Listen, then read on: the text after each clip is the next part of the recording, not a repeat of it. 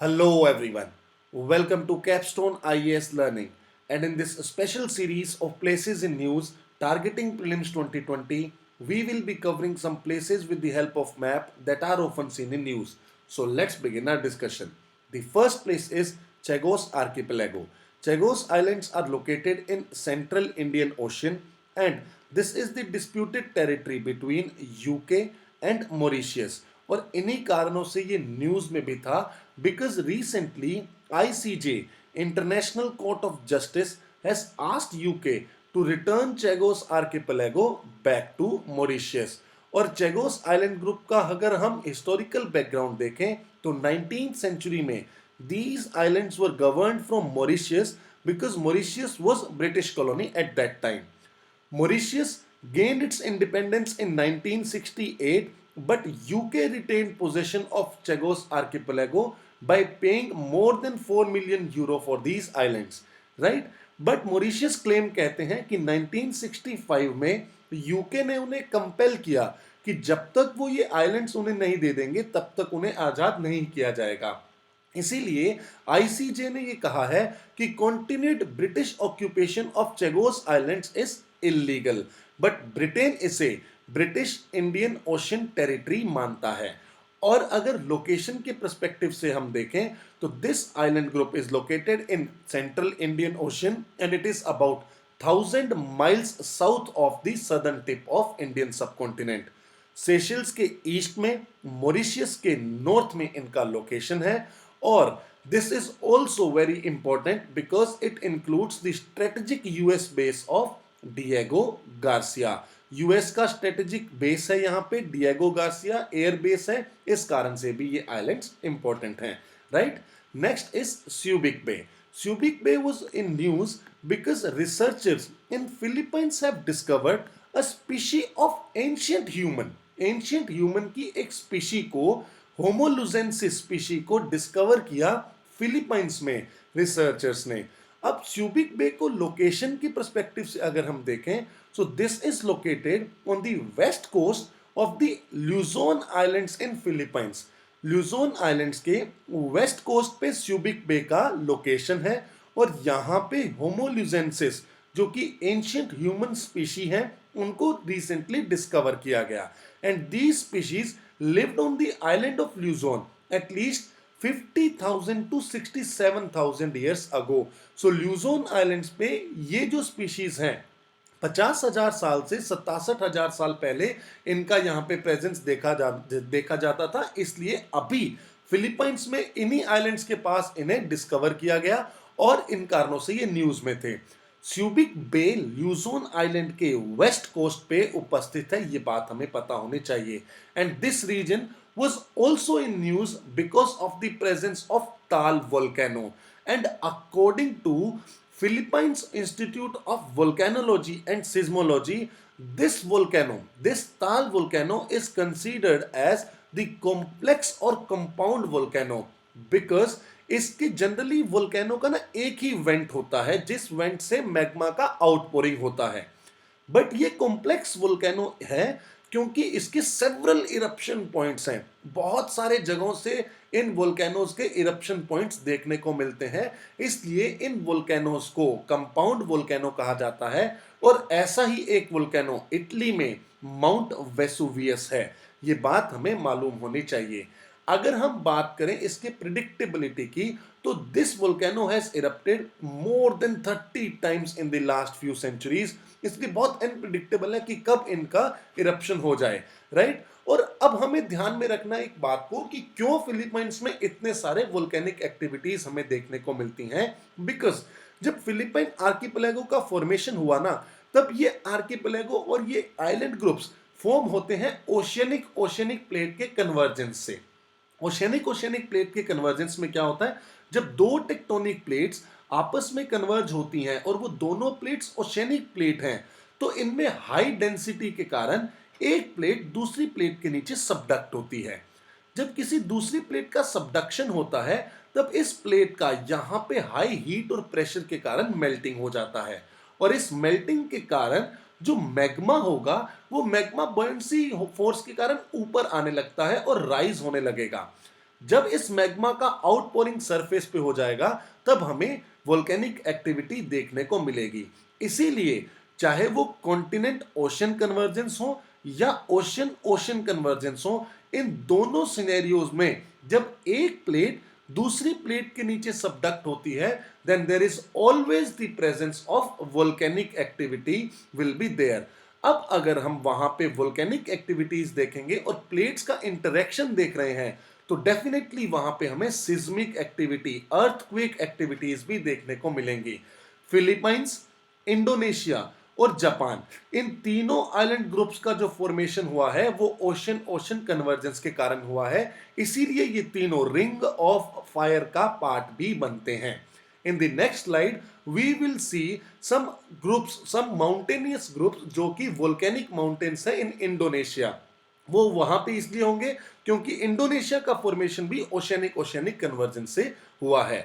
अगर हम देखें फिलीपाइंस आर्किपेलागो का, तो यहां पे एक फिलीपाइन सी प्लेट का प्रेजेंस है और एक यूरेशियन प्लेट। इन दोनों टेक्टोनिक प्लेट्स के कन्वर्जेंस से इन आइलैंड ग्रुप्स का फॉर्मेशन हुआ है। सो इन्हीं कारणों से this region particularly is susceptible to earthquakes and volcanism. Next is mount Paektu. Mount Paektu ये भी एक वोल्केनिक माउंटेन है which is situated at the border of north Korea and China. और नॉर्थ कोरिया चाइना के border पे ये highest volcanic peak in Korean peninsula consider की जाती है। And this mountain is considered very sacred because Korean kingdom के जो founder थे किम टू संग, उनका जन्म यहीं हुआ था। और साउथ कोरिया के नेशनल एंथम में भी माउंट पाक्तू का जिक्र आता है। और अभी के जो नॉर्थ कोरिया के रूलर है किम जोंग उन, उनके फादर का बर्थ प्लेस भी यहीं पे है। इसलिए ये कोरियन पेनिनसुला के लिए पर्टिकुलरली सेक्रेड कंसीडर किया जाता है। और लोकेशन के पर्सपेक्टिव से this is situated at the border of China and north Korea, right. So इन दोनों के बॉर्डर पे माउंट पाक्तू हाईएस्ट पीक है, वोल्केनिक माउंटेन है। 1000 साल पहले ये लास्ट इरप्ट हुआ था, बट रिसेंटली इसमें इरप्शन देखे गए, इस कारण से ये न्यूज में था। Next is mount Sinabung in Indonesia. ये भी 9 जून 2019 को इरप्ट हुआ है।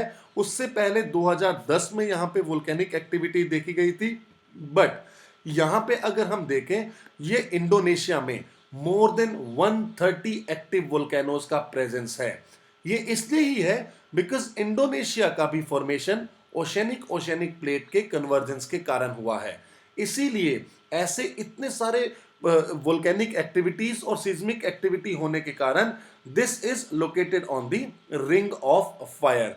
ये बात हमने पिछली स्लाइड्स में भी डिस्कस की है। सो माउंट सिनाबंग यहां पे सुमात्रा आइलैंड्स, जो इंडोनेशिया के सुमात्रा आइलैंड्स हैं, वहां पे इनका लोकेशन है।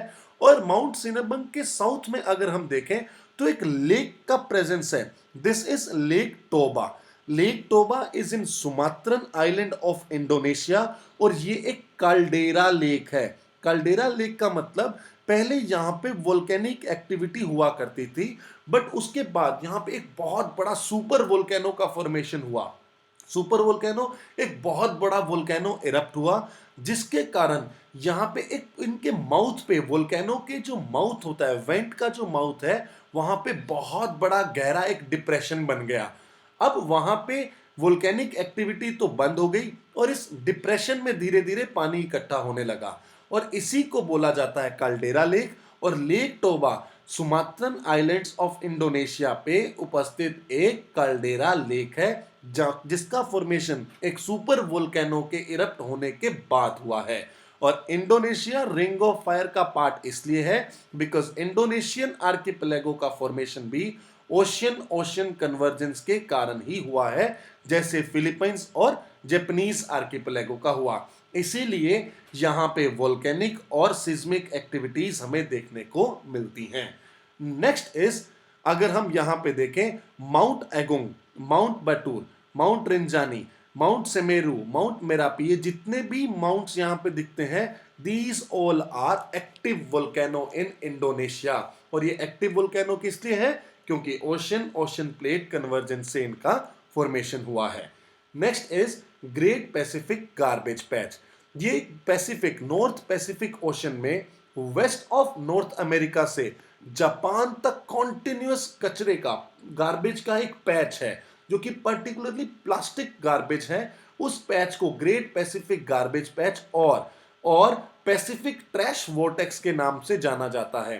Pacific trash vortex which spans over west coast of North America to Japan, और it is a collection of marine debris in the North Pacific Ocean। बहुत ही ज्यादा बड़ा ये इसलिए हो गया और इसको साफ करना मुश्किल इसलिए हो गया बिकॉज यहां पे जो भी प्लास्टिक था उन प्लास्टिक्स का ब्रेक डाउन होके वो माइक्रो प्लास्टिक्स की फॉर्म में कन्वर्ट हो गए, और माइक्रो प्लास्टिक्स फाइनली जब फिशेस ने इंजेस्ट कर लिया उनको, उसके बाद ये फूड चेन में क्या होने लगे हैं, अब एक्यूमुलेट होने लगे हैं। And great Pacific garbage patch is almost entirely made up of tiny bits of plastic called microplastic, और ये बहुत ही बड़ा एरिया है।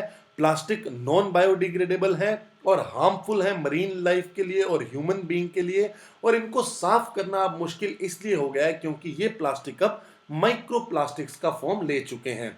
अगर हम मरीन डेब्री की प्रॉब्लम को अंडरस्टैंड करें तो जनरली इनके ओरिजिन को देखा जाता है कि 80% इनका ओरिजिन है लैंड से और 20% ओशन वेसल से। सो मरीन डेब्री जो आता है वो 80% लैंड से और 20% ओशन वेसल से आता है, और इसमें only about 10% of plastic waste of world is recycled. Only 10% ही रिसाइकल किया जाता है, 90% तक वो सीधा का सीधा कहां पे है, ओशन के अंदर है। अब 7 million tons of the untreated plastic ends up in ocean. अब इन 7 मिलियन टन्स में से 46% जो हिस्सा है वो तो सिर्फ फिशिंग नेट्स का ही है। जो फिशिंग नेट्स होते हैं वो बहुत लार्ज प्रोपोर्शन इसमें क्या करते हैं, कंपाउंड कर रहे हैं फिशिंग नेट्स, राइट, प्लास्टिक के जो मरीन का डेब्री है उसमें, और half of these are less dense than water.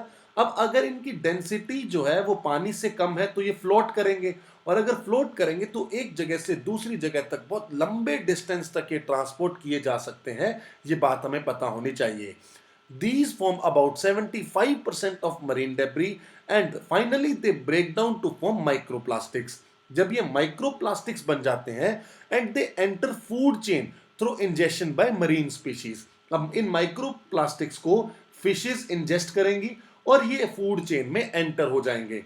धीरे धीरे फिशेस इन माइक्रोप्लास्टिक्स को खाती रहेंगी, तो इन फिशेस में एक्यूमुलेशन होता रहेगा इन माइक्रोप्लास्टिक्स का, जिसे बोला जाता है बायो एक्यूमुलेशन। एंड फाइनली अगर इस फिश को इस फूड चेन में इस ट्रॉफिक लेवल पे अगले स्टेप पे मौजूद ह्यूमन ने कंज्यूम कर लिया, तो इस बायो एक्यूमुलेशन के बाद अगले स्टेप को बोला जाएगा bio magnification.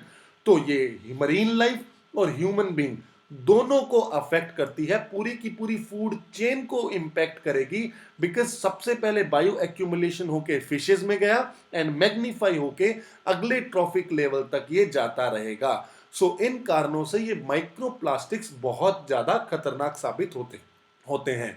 Great Pacific garbage patch, इसका लोकेशन अगर हम देखें तो ये नॉर्थ अमेरिका में वेस्ट कोस्ट से जापान तक कॉन्टिन्यूअस ये पैच हमें देखने को मिलता है। सो इसके बारे में हमें एनवायरनमेंट के पर्सपेक्टिव से इंफॉर्मेशन होनी चाहिए। So this is all about our this session. In next session we will discuss some more news with places. Thank you so much.